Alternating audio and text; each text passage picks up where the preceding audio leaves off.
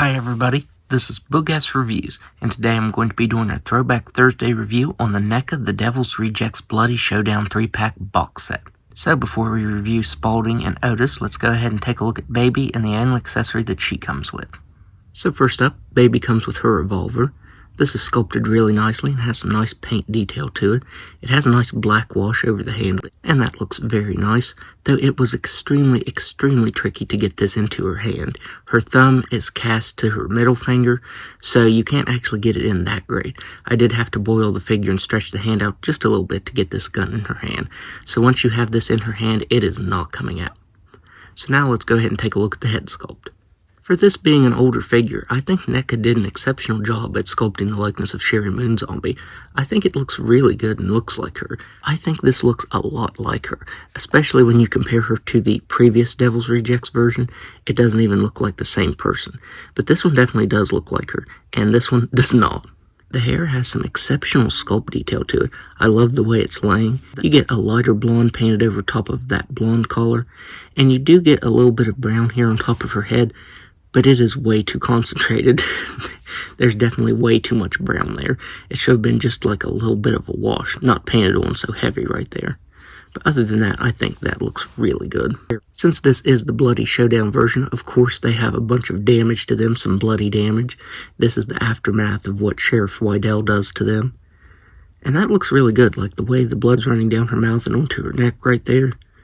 That's painted really well, because this was before printing text, so now this is printed on, this is all paint, and that looks really good.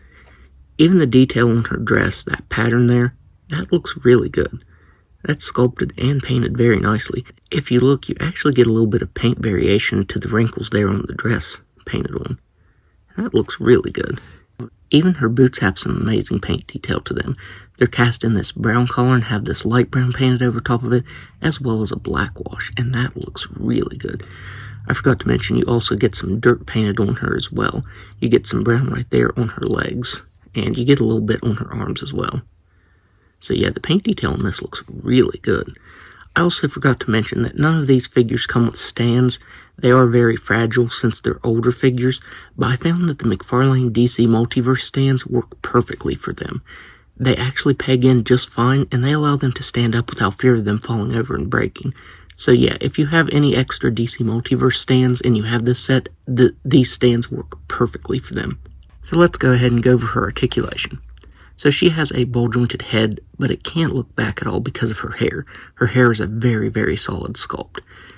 She can't look down that far, and she can't really move side to side that much. She does have shoulders that just move up and down, and she has swivel boots. The only other articulation on her is just here at the boots. So now let's go ahead and take a look at Captain Spalding. So the only accessory that Captain Spalding comes with is his shotgun here, and it's sculpted pretty nicely. Doesn't have too much paint variation to it. You get a little bit of silver up here and on the back, as well as some brown paint, but that looks pretty good. So now let's go ahead and take a look at his head sculpt. I think Neca did an amazing job at sculpting Sid Haig's likeness on this. I think this is a really good likeness of him, and just like with Baby, I think it's better than the other version of him. So here is the other version of him. And yeah, this one's just painted a lot better. The other version's skin tone was really dark, and it's corrected on this one. I just think it's painted and sculpted a lot better than this one. The beard is sculpted and painted very nicely.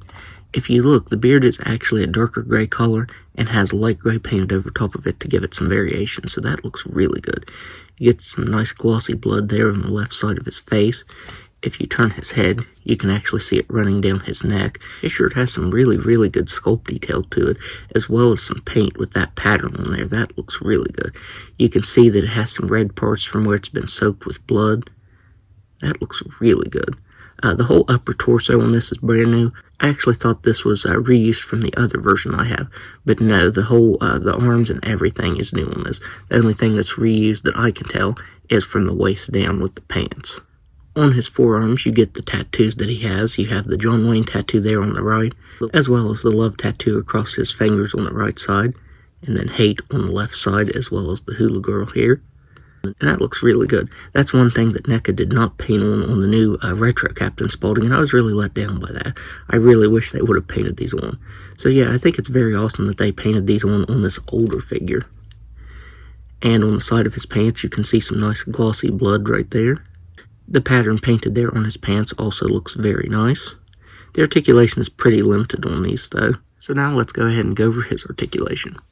He has a ball jointed head that can look up very slightly. He can look down just a little bit. He can move his head side to side. He has shoulders that can move out just about all the way. I want to say his elbows are on ball joints because I don't see any sort of like single joint there. And the way it moves, the way it spins all the way around, I'm pretty sure that's a ball joint. So yeah, I was quite surprised with the articulation on this. He has a swiveled wrist, swiveled waist that is very slight, and then he has swivel down here at the boots. Because of the way the pants are sculpted, it's definitely hindered. But yeah, this is a really awesome looking figure. So now let's move on to the final figure, Otis and his accessories. So first up, Otis comes with his knife, and this looks very nice. It has some really good sculpt detail to it, but I feel like the paint falls a little flat on the handle. I feel like the paint could have been a lot better on the handle there. If you look at the blade, there's actually a little bit of blood splatter on it, but it is very, very faint. I didn't even notice that till I was holding it up to the light here. It's very hard to tell. I think you can tell the way I have it right now. So yeah, it does have a little bit of paint there on the blade even. You can store this in the sheath on his left leg very nicely. And finally, he comes with his pistols. And these look really good. They have some really nice sculpt detail to them, a nice silver wash over top of them. That looks really good. And he holds them very well in his hand. I really thought they might slip out, especially this one since he doesn't have the trigger finger. But no, he holds them very well, so I am very happy with that. So now let's go ahead and take a look at his head sculpt. Just like with all the other Firefly members that I've reviewed in this set, this is a very awesome head sculpt, and I think it looks just like Bill Moseley. I think Neca did a really, really good job on this. And just like with the other Firefly members, I think this box set head sculpt looks better than the single release head sculpt. So here is the single release next to the box set, and yeah, this box set just looks so much better. He has more paint variation to the hair, he has more paint there on his beard. The eyebrows are painted a lot better. Yeah, this box set version's head just looks so much better than this version. Paint variation on him looks really good. The different colors there in the beard. He has a dark brown wash over top of his hair. That looks really good. The only complaint is you can see a spot of missing paint here on the top of his head. You can see what the base color is. So that base color is a lot different without all this paint on it. So yeah, that just shows you how much paint is on it. He also has very soft and rubbery hair. I wish Baby's hair would have been made of this material, because it doesn't hinder his articulation at all because of how extremely soft it is. The way the blood looks on all the figures in this box set look really good, but I feel like the paint really stands out here on Otis. The way he has the wounds here on his chest with the blood running down, I think that looks really good. I feel like that looks kind of realistic. You get some brown paint over top of his skin, making him look dirty on top of the blood. And that just looks really good. He definitely has the most paint variation on him. You get some really nice sculpt detail to his hands where they're all bandaged up from where they've been wounded. The blood paint on them looks really good. The glossy red color that Neca used for that looks very nice. From the waist down, he's completely the same as the single release Otis figure, and this is where you really need to stand. He is the one that has given me the most fits trying to stand, so he definitely benefits from using a stand. The pants are sculpted very nicely on him though. You get some nice black paint, you get this like brownish color over top of it, some blood paint here on the knees. That looks really good. He is sculpted very nicely, but as I said, because of the way it's sculpted, he does tend to fall over a lot if you don't have a stand. I've honestly just left him laying down till I found out the DC Multiverse stands will work on him. So now let's go over his articulation. He has a ball jointed head that can look up just a little bit.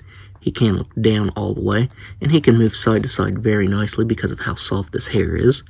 He has swivel shoulders that can move all the way around. He has swiveled wrists that can just move side to side, and he has a waist joint that can move side to side. And that is all for his articulation. So now, let's do some size comparisons. So first up, here they are next to the single release of Otis. Here they are next to the single release of Baby. Here they are next to the single release of Captain Spalding. Here they are next to the House of a Thousand Corpses Otis figure. Here they are next to Tiny. And finally, here they are next to Dr. Satan. So overall, this is a phenomenal set. Neca did an amazing job on this, and I think this is 3 of the best figures that Neca has ever done, even all this time later. This set is just done very well. I think all of these figures are actually better than the single release versions. The sculpt and paintwork to them is on point. Likenesses look really, really good for the time. For these figures to look so spot on to the actors is amazing. So yeah, if you're able to find this, definitely pick it up. So that's my review. If you like this review, be sure to hit the like button and subscribe to my channel. Thanks for watching.